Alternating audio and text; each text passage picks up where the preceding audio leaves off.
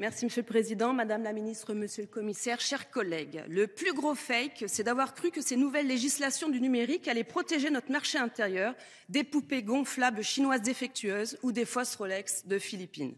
En effet, depuis le rachat de Twitter par Elon Musk, c'est devenu l'obsession principale de la Commission qui veut absolument nous protéger du grand méchant X. Il y a quelques jours, Madame von der Leyen déclarait à Davos que la principale préoccupation pour les 2 prochaines années n'est pas le conflit ou le climat, mais la désinformation ou la mésinformation, et que cela constituait sa priorité depuis le début de son mandat, avec la législation sur les services numériques et la définition de la responsabilité des grandes plateformes Internet quant au contenu qu'elles promeuvent et propagent.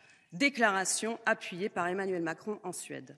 Donc, exit le climat, exit les conflits armés, exit les pandémies et haro sur la désinformation. Ce mal du siècle qui, pour vous, a engendré le Brexit, Donald Trump et pourquoi pas le référendum de 2005.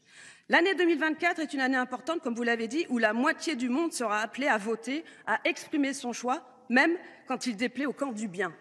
Le camp du bien, c'est ceux qui décident de mettre en place dans cette enceinte démocratique un cordon sanitaire contre ceux qui ne se rangent pas derrière la droite, Macron, les socialistes, les Verts ou la gauche, ce petit monde merveilleux qui se remet des awards du meilleur député.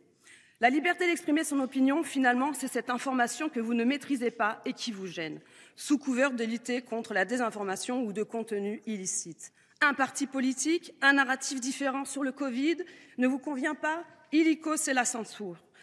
La chute du mur de Berlin en 89 marquait la chute des régimes communistes en Europe avec son cortège d'outils de propagande. 35 ans après, vous reprenez ces mêmes recettes staliniennes avec ce nouveau ministère de la vérité pour contrôler le récit politique et la censure 4.0. Big Brother is watching you.